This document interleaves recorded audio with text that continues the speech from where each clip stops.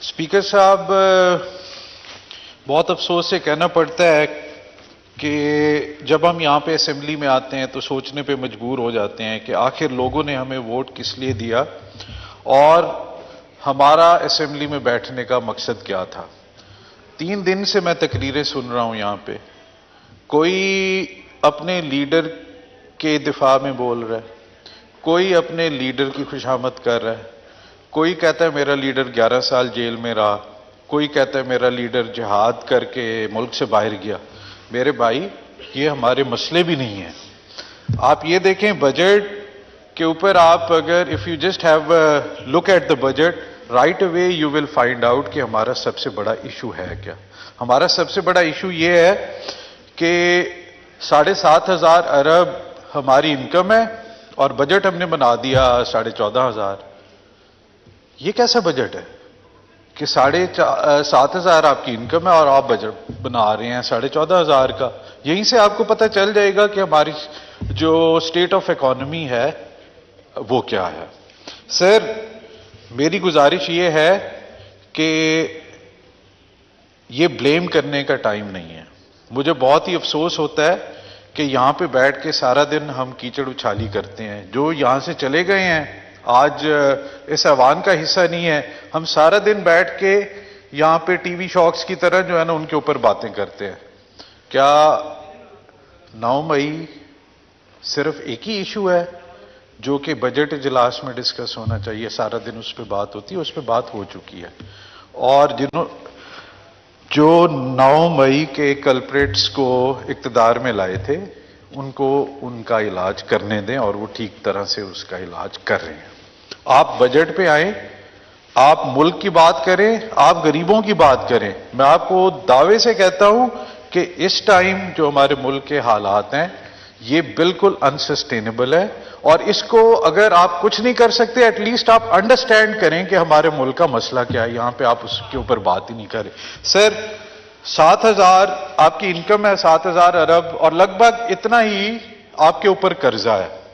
تو یہ قرضہ کس نے چڑھایا ہے؟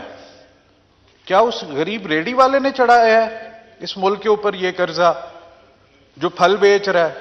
یہاں پہ آ کے ہم سب جو ہے یہاں پہ بہت ایماندار اور محب وطن اور پتہ نہیں کیا کیا بن کے بیٹھ جاتے ہیں، لیکن میں آپ کو بتاؤں کہ ہم سب اس چیز کے ذمہ وار ہیں۔ 40 سال سے یہ ساری پارٹیاں جو ہے یہ بھی انہی حکومتوں کا حصہ رہے ہیں جنہوں نے اس قرضے کو یہاں تک پہنچایا۔ If I'm not wrong, it has crossed $40 billion میرے خیال میں جو آپ کا بھی ڈیپٹ ہوگا۔ لیکن سر اس کو دیکھنا چاہیے کہ یہ ایسا ہوا کیوں؟ سر، 1944 میں بریٹن ووڈز میں نیو ہیمپشائر امریکہ میں ایک ایگریمنٹ ہوا، نیو انٹرنیشنل مانیٹری سسٹم بنایا گیا، اور اسی کی بائی پروڈکٹس تھیں IMF اور ورلڈ بینک۔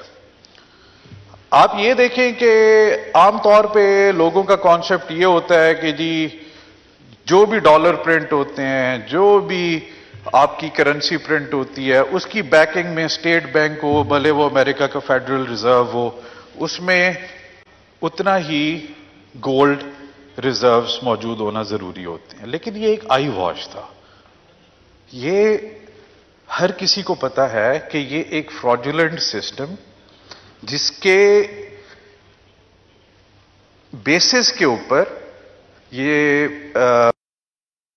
سسٹم لایا گیا، اور پوری دنیا پہ ایک اپنا اکنامک مانیٹری سسٹم جو ہے اس کو پوری دنیا کو کنٹرول کرنے کے لیے وہ بنایا گیا۔ تو ہم اس چیز کا کیوں شکار ہوئے؟ آخر کیا ضرورت تھی کہ 60s تک جب ملک ہمارا ترقی کر رہا تھا تو وہ کون لوگ تھے؟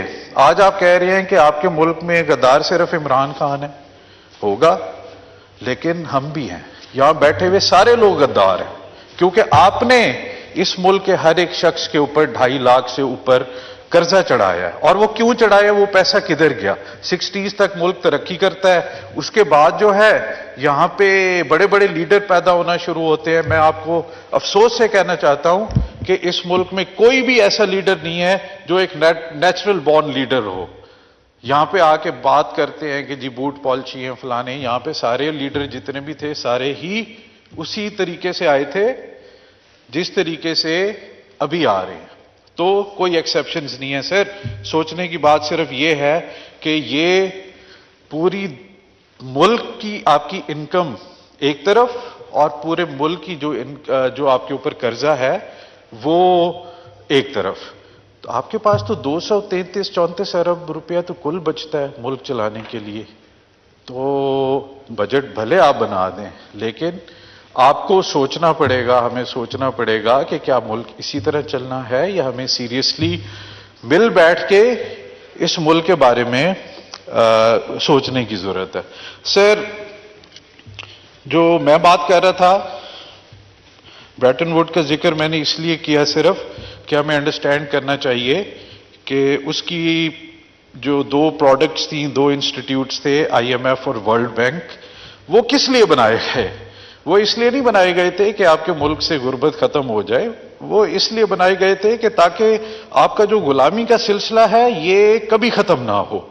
اور یہ وہ لوگ جنہوں نے بے دردی سے اس ملک کا قرضہ لیا، خواہ وہ سویلین حکومتیں تھیں یا غیر سول حکومتیں تھیں، ان سب کے اوپر اس کی ذمہ واری آتی ہے.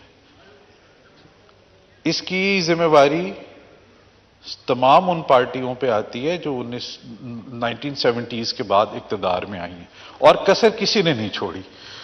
تو سر آپ اپنے ملک کے سب سے جو کور ایشوز ہیں ان کو آئیڈینٹیفائی کریں.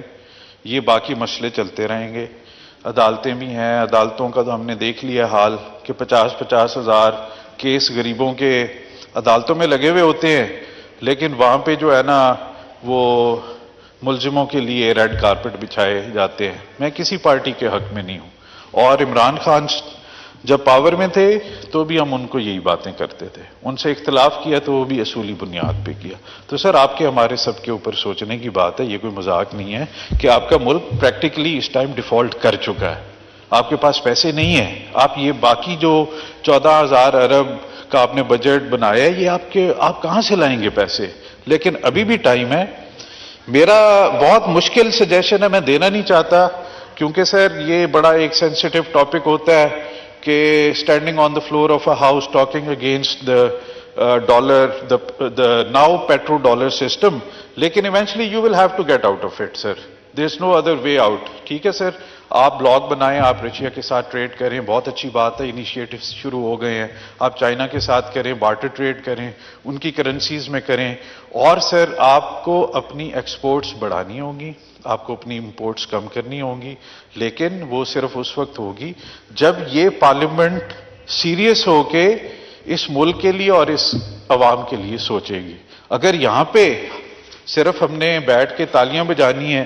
سر بہت افسوس ہوا مجھے آج سن کے کہ یہاں پہ ہمارے ہی آنریبل ممبرز ٹھہر کے تقریر کر رہے ہوتے ہیں کہ جی وہ فلانا لاڑکانہ میں ادھر جی کھمبے کو ہم کھڑا کر دیں گے اور وہ جیت جائے گا. سر کیا بات کر رہے ہیں آپ؟ یہ انسانوں کا ملک ہے، آپ کیوں توہین کر رہے ہیں لوگوں کی؟ جی یہاں پہ 22 کروڑ عوام جو ہیں ان کے بھی حقوق ہیں سر. یہاں پہ صرف پارلیمنٹ میں بیٹھے ہوئے لوگ، آپ ان کا بھی خیال کریں، ان غریب لوگوں کا بھی خیال کریں. ہم سارا دن غریب غریب کرتے ہیں، لیکن میں آپ کو بتا رہا ہوں سر ہم میں سے کوئی غریب نہیں ہے، نہ ہم میں سے کسی کو غریب کے ایشوز کا ادراک ہے، نہ ان کے پرابلمز کا ادراک ہے. ہمارے تو بچے سارے انگلش میڈیم سکولز میں پڑھتے ہیں. ہمارے تو گھر میں لائٹ نہیں جاتی سر، ہماری گیس نہیں جاتی، ہماری لائٹ نہیں جاتی. ہم تو اے سی والے کمروں سے باہر نہیں نکلتے، اور ہم آ کے بات کرتے ہیں یہاں پہ کہ جی غریبوں کی. جی ٹھیک ہے، انشاءاللہ تعالی بھٹو بھی ہمیشہ زندہ رہے گا، نواز شریف صاحب کو بھی اللہ تعالی حیاتی دے، عمران خان کو بھی دے، لیکن سر غریب کو بھی تو جینے دیں. غریب بیچارے کا کیا قصور ہے اس ملک میں؟ آپ کو سر ایشوز کے اوپر سیریسنس دکھانی ہوگی، ورنہ سر میں نے آج سے 6 مہینے پہلے تقریر کر کے کہا تھا کہ اس پارلیمنٹ کو تالے لگا دیں، یہاں پہ ایک بینچ رکھ دیں اور 3 بندوں کو بٹھا کے کہیں کہ جی آپ ملک چلائیں.